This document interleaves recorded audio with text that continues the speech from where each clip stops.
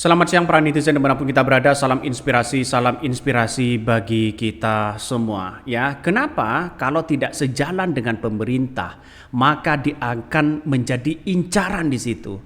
Saya kira bahwa Anies Baswedan beberapa bulan yang lalu ya mengutarakan akan membuat ormas dan partai baru yang namanya Partai Perubahan. Dan sampai hari ini ya partai-partai itu belum kunjung dideklarasikan.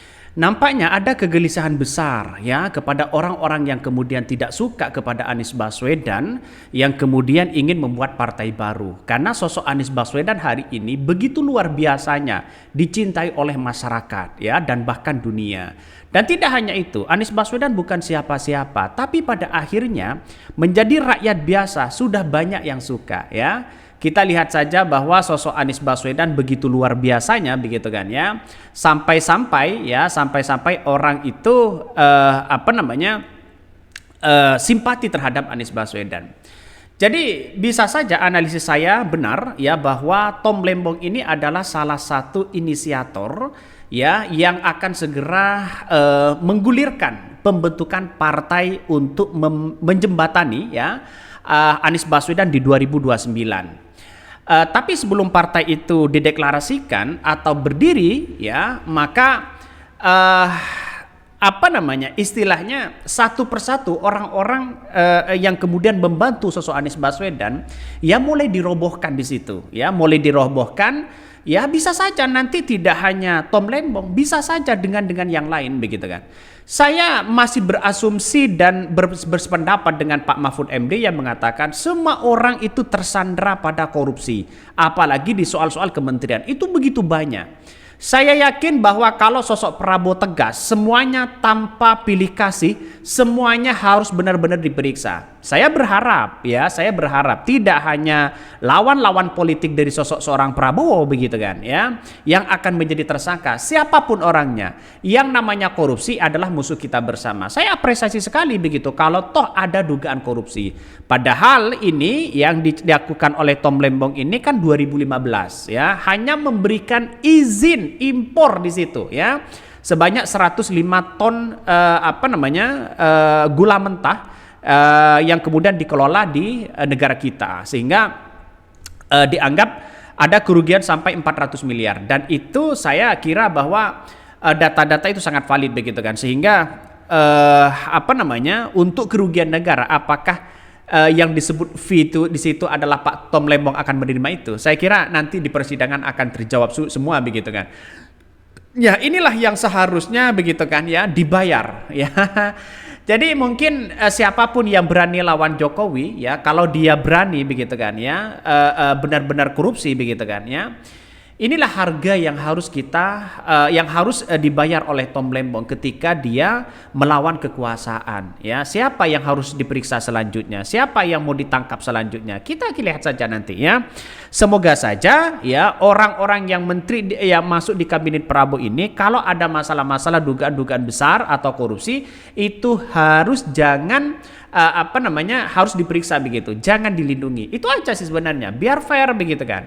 Saya kira ya karena Anies Baswedan sosok yang sangat luar biasa yang sekarang ini begitu kan walaupun mereka tidak menjabat sebagai presiden dan wakil presiden dan bukan pejabat dan bukan calon-calon pemimpin tapi pada kenyataannya ketika Anies Baswedan diundang sana sini tanpa menurunkan citra Anies Baswedan, tanpa menurunkan elektabilitas sosok Anies Baswedan. Tetap mereka kalau emas, kalau permata tetap disanjung, ya tetap disukai di situ begitu.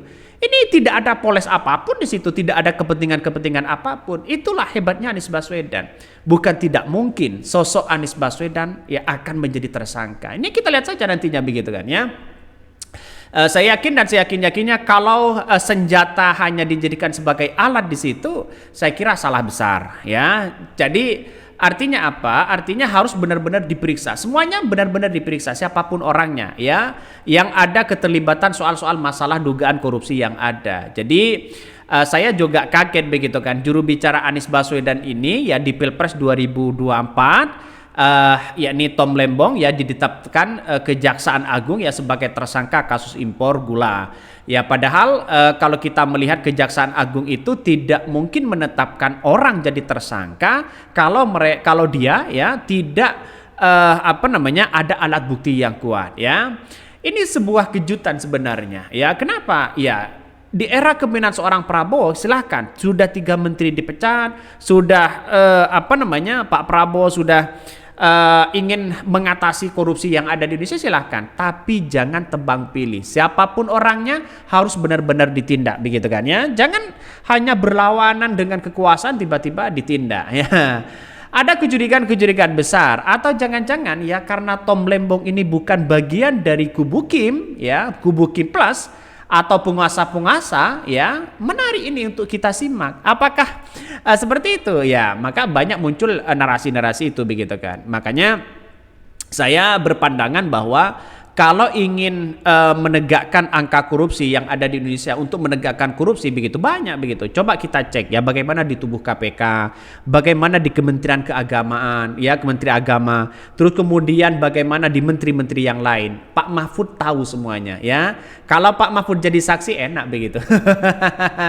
biar menjadi efek jerah kepada siapapun di situ. Artinya apa? Artinya di kepemimpinan seorang Prabowo, ayolah kita dukung bersama-sama ya soal mengatasi korupsi ini. Tapi jangan tebang pilih. Yang namanya korupsi itu adalah musuh kita bersama. Ini harus benar-benar diberantas. Siapapun orangnya loh ya.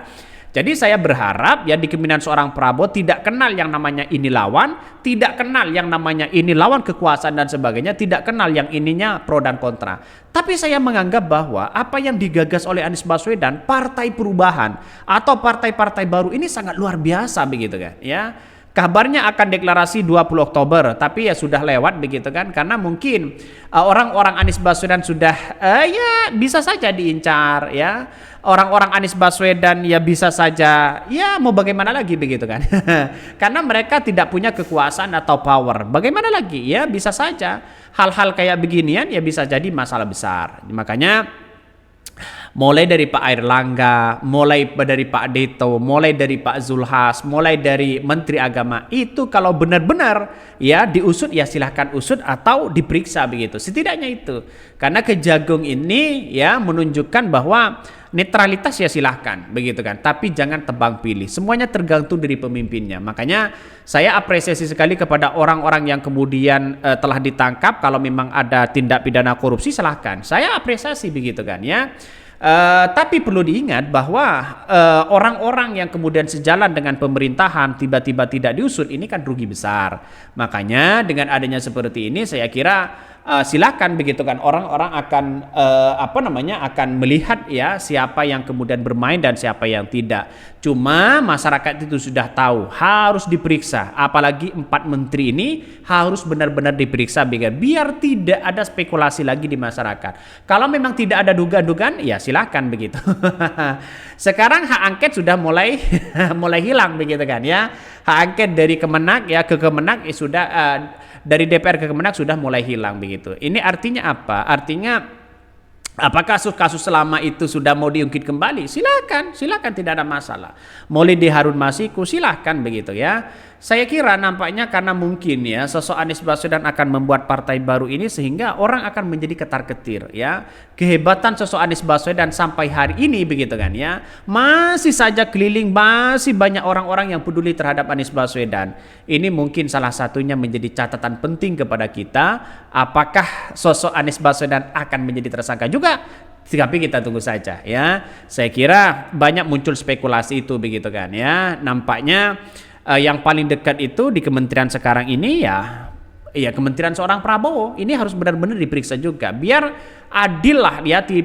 Hukum itu tidak hanya tumpul ke orang-orang lawan-lawan politiknya begitu kan, sehingga orang akan melihat wah ini sama aja dengan seorang Jokowi begitu kan. Di era Jokowi aman-aman aja semuanya begitu ya. Karena apa? Ya bisa saja ada kong kali kong besar di dalamnya sehingga ini Pak Mahfud benar-benar mengungkit begitu kan ya. Sudah diungkit oleh Pak Mahfud di situ. Oke, mungkin itu yang kami sampaikan. Tonton terus channel Hodari Podcast Rakyat ini, jangan lupa di-subscribe.